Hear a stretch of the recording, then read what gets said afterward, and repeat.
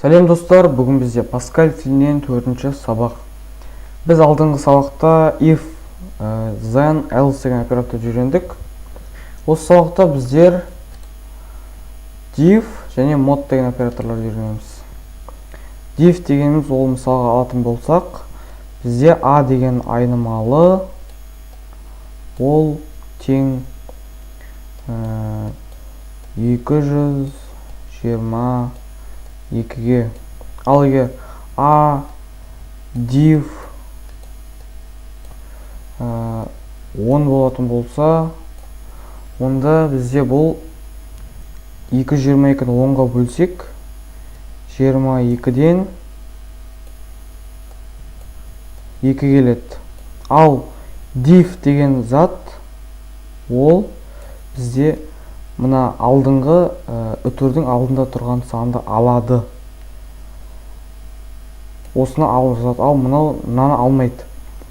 Ал енді бізде келесі тағы бар. Ол бізде mod деген бар. Mod дегеніміз ол a деген тең жаңағыдай тағы 222 болатын болса, онда a mod 10 болатын болса, бұл жерге 10 емес, қалаған сан болады. 10 болсын, 2 болсын, 100 болсын, 300 болсын, любой. A mod 10 болса, онда бұл бізде тағы да 22-ден 2 шығады бұл жерде де. Және осыдан 22-ден 2 шығады. Осыдан бізде mod деген оператор ол бізде тек қана мына санды ғана алады. Артындағы 2 деген сан, үтірден кейінгі сан. Ал мына санды тастап кетеді.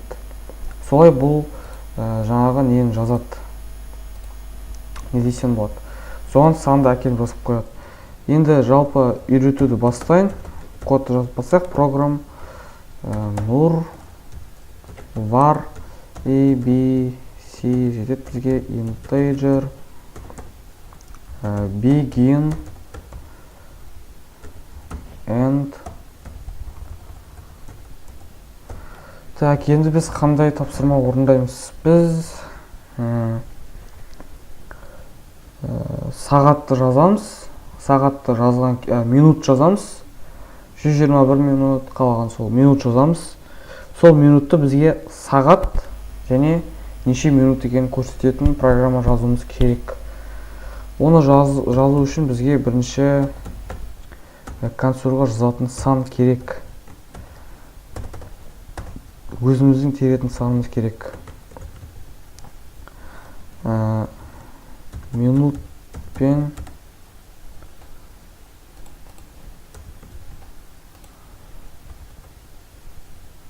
жазыңыз дейік. Ақшаны жауамыз. Келесі рет a. Енді біздің формула былай.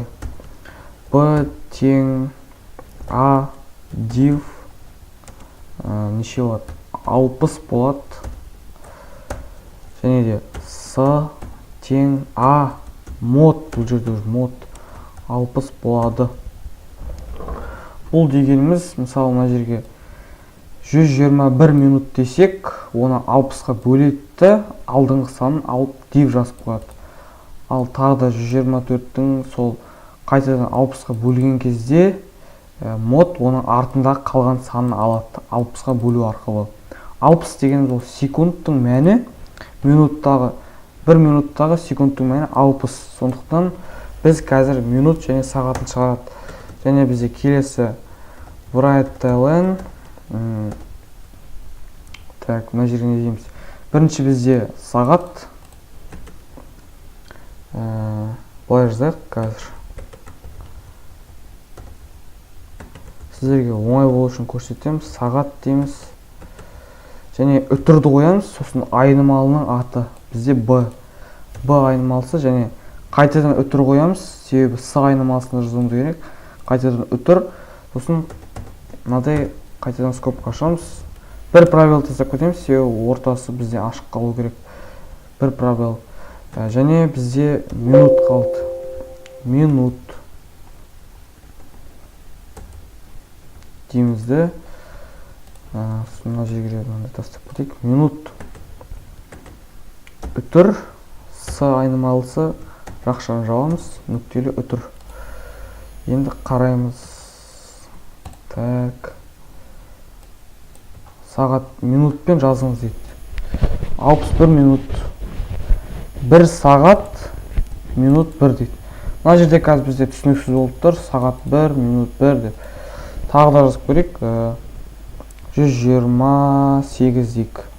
2 сағат 8 минут дұрыс. 120-ны 2-ге бөлеміз. 2 сағат шығады, сосын қалған 8 минут қалады. Ол дұрыс. Енді мына бізде әдемі көрінбей тұр. Сағат 2 минут 8 деп. Оны жөндеу үшін біздер мына жердің орнына бүйтеміз. Бірінші бізде айнымалы тұрады. Бірінші айнымалы. Бізде айнымалы мысалы мына жерде айнымалы тұрады. Бірінші сосын мына жерге бүйтіп жазамыз. Скобканың ішіне бірінші айнымалы жазамыз. Одан кейін пробел қойып сағат дейміз. Қазір бізге бұл әдемі қылып жасау үшін сағат дейміз. Сосын тағы да пробел қоямыз. С айнымалысы үтір. Сосын мына жерге минут дейміз. Енді қараймыз. Минутпен жазыңыз. 124 дейік. Қазір 4-те. Мына жерді ашық қалдыру керек. Алмай отыра берді. Ал енді қараймыз. 228 дейік. 3 сағат 48 минут. Дұрыс. 64. 1 сағат 4 минут. Бізде бүгін жалпы қазір div пен modты үйреткен кезде біз уже сағат қанша сағат екенін көрсететін программа жаздық.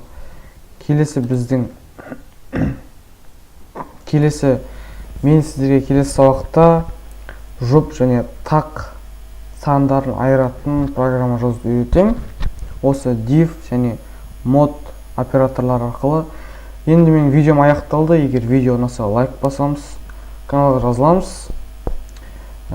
Және де сау болыңыздар.